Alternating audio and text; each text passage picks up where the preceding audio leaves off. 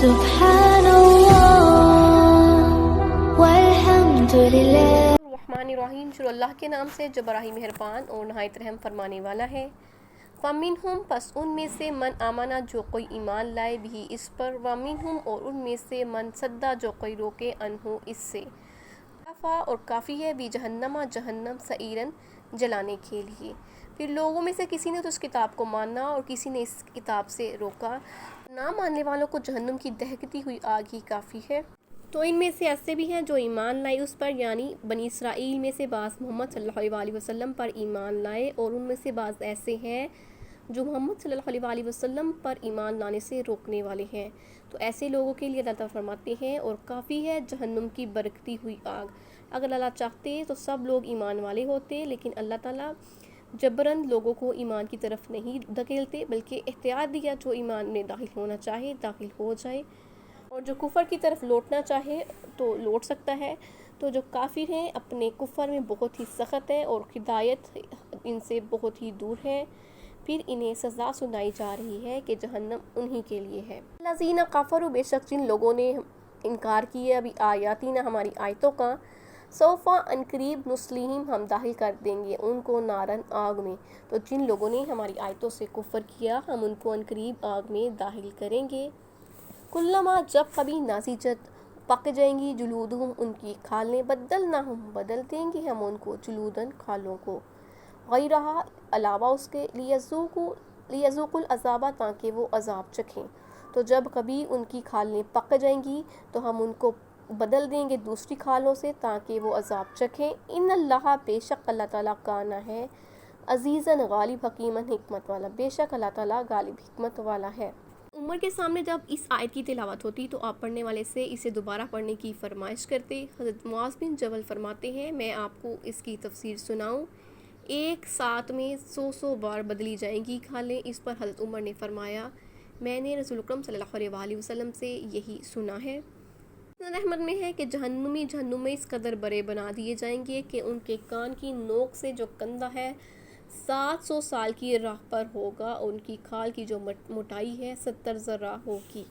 الذین آمنوا اور جو لوگ ایمان لائے، وعملوا الصالحات اور عمل اچھے کیے، سندخلہم عنقریب ہم داخل کر دیں گے ان جنت میں، تجری چلتی ہے من تحتہا الانہار نیچے جس کے نہریں، خالدین ہمیشہ رہیں گے، فیہا اس میں ابدا ہمیشہ رہنا، لہم ان کے لیے، فیہا اس میں، ازواج بیویاں ہوں گی، مطہرات پاک، تو اس میں ان کے لیے پاک بیویاں ہوں گی، وندخلہم اور داخل کر دیں گے ہم ان کو ظلاً گھنے ذلیلا سائے میں، تو ہم ان کو گہرے سائے میں داخل کر دیں گے۔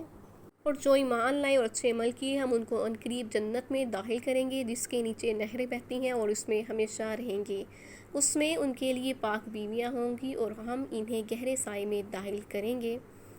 جنت میں سکون سے رہیں گے جن کے چپے چپے پر نہریں ہوں گی، اور یہ نعمتیں ہمیشہ رہنے والی ہوں گی، نہ ان میں زوال آئے گا اور نہ کمی ہوگی۔ پھر ان کے لیے وہاں حیض و نفاس سے اور گندگی سے اور بیہودہ اخلاق سے پاک بیویاں ہوں گی۔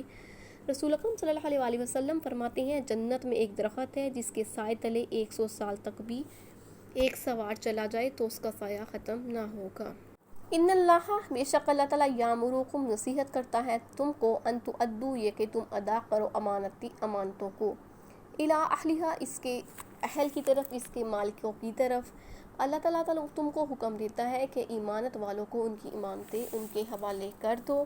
وَإِذَا اور جب حکم تم فیصلہ کرو تم بین الناس لوگوں کے درمیان، ان تحکموا یہ کہ تم فیصلہ کرو بالعدل انصاف کے ساتھ، اور جب تم لوگوں میں فیصلہ کرنے لگو تو انصاف سے فیصلہ کرو۔ ان اللہ بے شک اللہ تعالیٰ نعم خوب یعظکم نصیحت کرتا ہے تم کو بھی اس کی، بے شک اللہ تعالیٰ تمہیں اس کی خوب نصیحت کرتا ہے۔ ان اللہ بے شک اللہ تعالیٰ کانا ہے سمیعا بصیرا سننے والا اور دیکھنے والا، بے شک اللہ تعالیٰ سننے والا اور دیکھنے والا ہے۔ صلی اللہ علیہ وسلم فرماتے ہیں جو تیرے ساتھ ایمانداری کا برتاؤ کرے تو اس کی امانت ادا کر، جو تیرے ساتھ خیانت کرے تو اس سے خیانت مت کر۔ ان میں اللہ تعالیٰ کے حقوق کی ادائیگی بھی شامل ہے۔ حدیث میں ہے قیامت کے دن ہر حقدار کو اس کا حق ادا کیا جائے گا۔ اللہ تعالیٰ فرماتے ہیں شہادت کی وجہ سے تمام گناہ مٹ جاتے ہیں مگر امانت نہیں مٹنے والی۔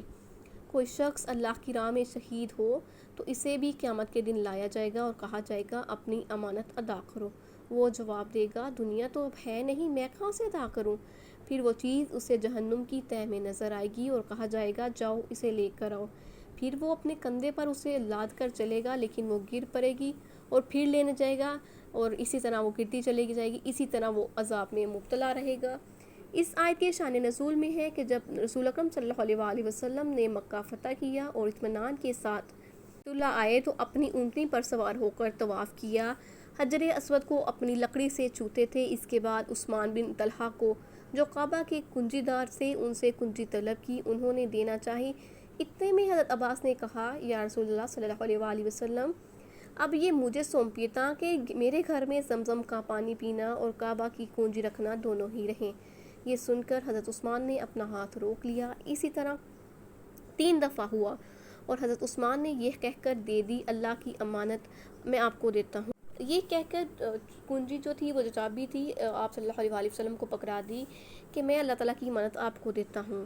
حضور اکرم صلی اللہ علیہ وآلہ وسلم کعبہ کے اندر گئے اور جتنے بھی بت تھے سارے توڑ ڈالے۔ حضرت ابراہیم علیہ السلام کا بھی بت بھی تھا جس کے ہاتھ میں فال کے تیر تھی۔ آپ صلی اللہ علیہ وآلہ وسلم نے فرمایا اللہ ان مشرکین کو غارت کرے، بھلا خلیل اللہ کا ان تیروں سے کیا سروکار؟ ان چیزوں کو برباد کر کے ان پر پانی ڈال کے نشانات مٹا کر آپ باہر آئے اور خطبہ دیا۔ پھر آپ صلی اللہ علیہ وآلہ وسلم طواف میں مشغول ہو گئے، ابھی چند پھیرے ہی لیے تھے کہ یہ آیت نازل ہو گئی۔ پھر آپ صلی اللہ علیہ وآلہ وسلم نے حضرت عثمان بن طلحہ کو بلایا اور انہیں کنجی سونپ دی اور فرمایا آج کا دن وفا کا دن ہے۔